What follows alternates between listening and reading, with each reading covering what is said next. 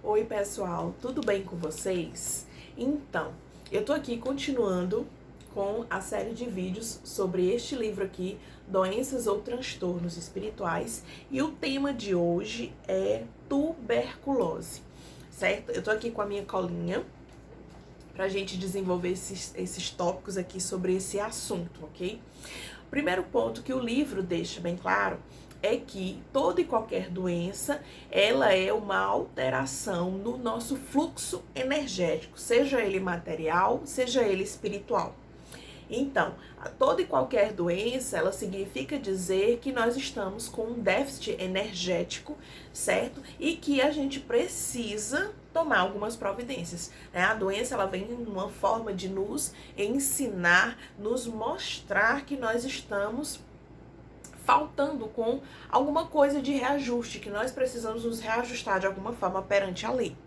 E aqui no livro, ele acrescenta que, do ponto de vista material, nós temos algumas doenças que são hereditárias, nós temos algumas doenças que não são, né? Ou seja, que nós temos a predisposição e outras doenças que não.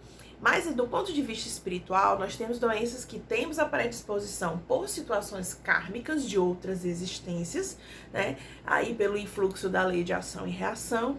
E nós temos também algumas doenças que elas não são de vidas passadas, elas são dessa atual existência, muitas vezes por conta do nosso padrão energético, do nosso padrão emocional, do nosso padrão mental. Então, muitas doenças nós atraímos com o nosso pensamento denso, né, com a nossa emoção negativa, com o nosso comportamento negativo, certo? E aí aqui ele cita o seguinte: a tuberculose é o resultado da obsessão que desequilibra emocionalmente o ser, e esse desequilíbrio degenera pouco a pouco as células orgânicas, e essa intoxicação por ondas mentais desagregadas do seu obsessor favorece a instalação do bacilo.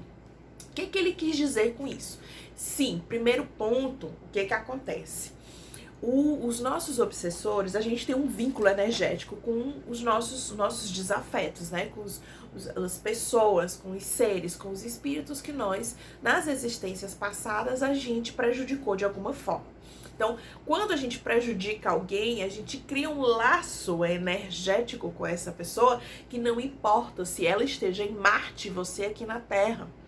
Em algum momento, esse laço energético vai chamar os dois para o reajuste.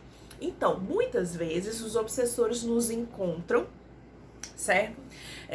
Mesmo que nós estejamos em corpos diferentes, eles nos encontram, e essa troca energética, porque o que acontece? Os obsessores, quando eles se aproximam da gente, existe uma troca energética ali. A gente troca, mesmo sem inconsciente, a gente troca energia com esses seres, eles se alimentam da nossa energia, e nós, se continuarmos ou se passarmos muito tempo ali com eles, nós também acabamos absorvendo certas energias. E aí aqui ele diz que o que acontece? A obsessão, uma das coisas que ela mais faz é nos desequilibrar mentalmente. Por quê? Porque os espíritos, eles interagem com a gente na base da mente. É mentalmente que esse processo acontece. Então, eles começam a inserir na cabeça da gente ideias repetitivas, que são chamadas monoideias. E essas ideias vão, energeticamente falando, degenerando nossos pensamentos, e nossos pensamentos vão impondo às nossas células físicas todo esse desajuste. Então, emocionalmente, o obsessor se aproxima, nos desequilibra, ou seja, nos impulsionando, nos levando a ter pensamentos, sejam repetitivos, pensamentos negativos, repercussões de culpa, de medo, de remorso, mesmo que inconsciente nesta existência, né? Mas superconsciente das existências passadas. E aí, essa presença vai pouco a pouco alterando a nossa mente, porque nós vamos ficando suscetíveis às ideias deles, né, aos desejos de vingança, às raivas, aos ódios que eles têm, e isso vai pesando, digamos assim, vai tornando densa as nossas células, primeiro a nível espiritual e depois a nível físico. Então, ele deixa bem claro que a obsessão, ela é sim uma das causas em que facilita a contaminação da tuberculose, certo? E aí ele acrescenta que, pouco a pouco, com essa presença, com essa convivência, nossas células físicas, elas vão ficando predispostas a atrair o bacilo, e aí a gente acaba se contaminando. Então, assim, pela definição médica, o livro aborda que é uma doença infecciosa crônica, certo? E que, tipo, a capacidade de invadir e disseminar-se pelo corpo está principalmente ligada à capacidade do bacilo da TBC sobreviver e proliferar nas células de defesa do organismo. E aí nós temos a doença na sua forma ativa e nós temos ela na sua forma latente, que é quando a pessoa tem, mas ela é assintomática. Então, aí o livro também acrescenta que aproximadamente 3 milhões de pessoas por ano morrem no mundo por conta da tuberculose, e isso representa algo em torno de 7% da população mundial. E é uma doença que ela acomete principalmente pessoas de 25 a 44 anos, sendo que o auge dela é a idade de 39 anos, certo? Aí a questão é porque é uma doença que ela se multiplica de uma forma lenta. Segundo o livro, ele diz que a doença, ela só se prolifera, né, uma vez a cada 24 horas. Então, é um tanto quanto lento, certo? E aí aqui ele diz que o bacilo pode continuar no ar por um longo período e é pequeno bastante para ultrapassar barreiras naturais de defesa do nosso organismo.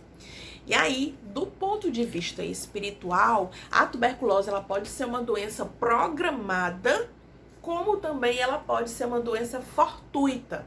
Quando eu falo programada, significa dizer que uma existência passada, alguma atitude nossa, certo? Pode gerar como repercussão essa doença em uma próxima existência para que a gente aprenda, certo, com essa situação.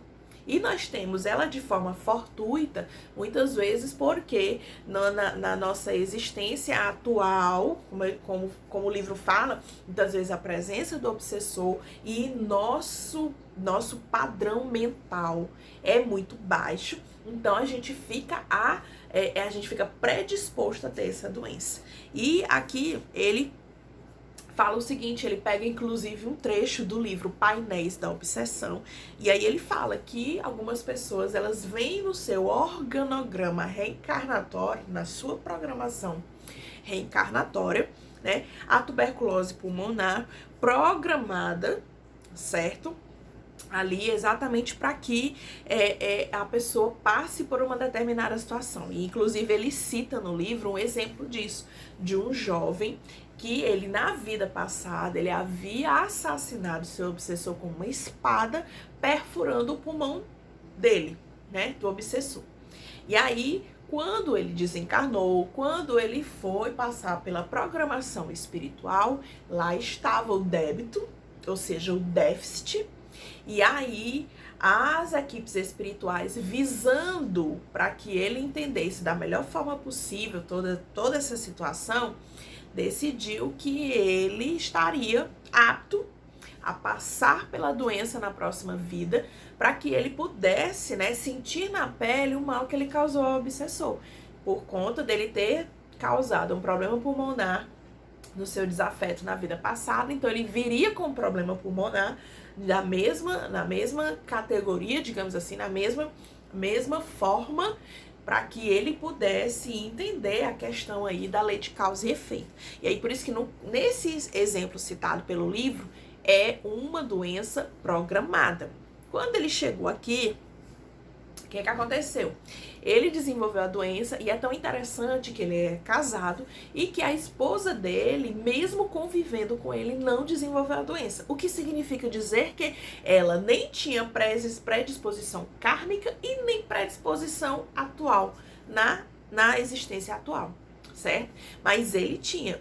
e estava programado para que ele viesse a, inclusive, desencarnar na mesa de cirurgia. E coisa que não aconteceu, certo? Porque, enfim, o fato da gente vir para cá com uma doença desse tipo ou de qualquer tipo, não significa dizer que está tudo definido. Minhas ações atuais, elas podem alterar, sim, as células do meu organismo e o meu karma pode ser amenizado, sim. Como eu disse, ele pode ser amenizado ou ele pode ser piorado, digamos assim, de acordo com o meu comportamento atual. Então, assim, são situações que a espiritualidade coloca na nossa ficha kármica, mas que são passíveis, sim, de ajustes, certo? Ao longo da nossa vivência, da nossa experiência atual. Então, aqui ele fala que no caso do rapaz aqui do livro do Painéis da Obsessão, foi necessário que ele viesse com essa doença, portanto, uma doença kármica pré-programada, certo?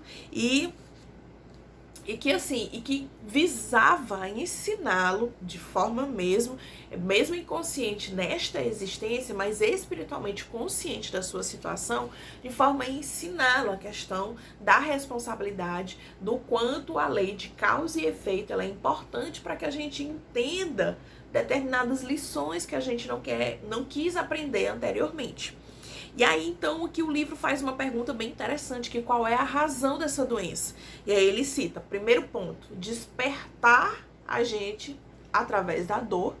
Muitos de nós, a gente só começa a cair a ficha quando a gente adoece, muitas vezes, é quando a gente começa a, pelo menos, analisar o que está acontecendo. Algumas pessoas analisam do ponto de vista vitimista. Ai, por que aconteceu isso comigo? Mas, meu Deus, eu não merecia isso. Outras pessoas não.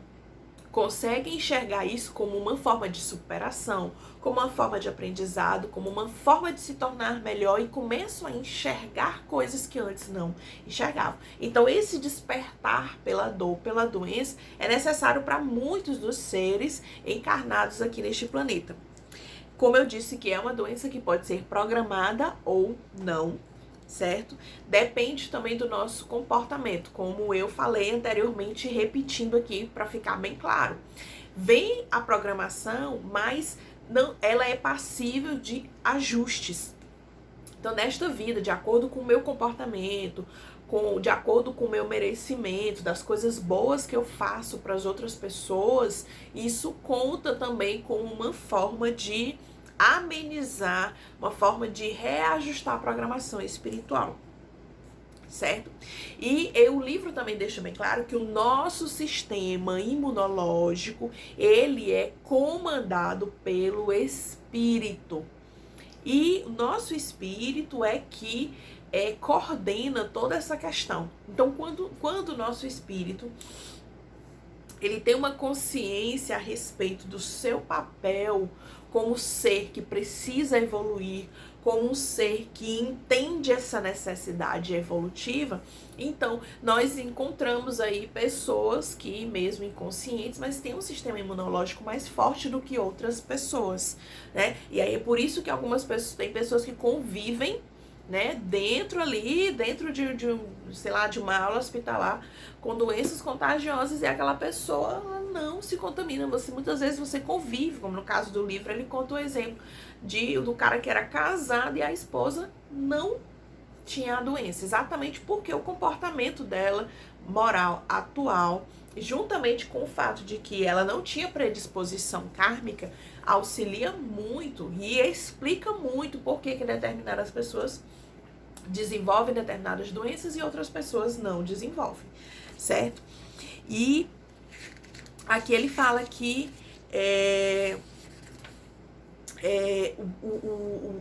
as energias negativas que nós produzimos, às vezes, como eu disse, por conta da nossa descrença, por conta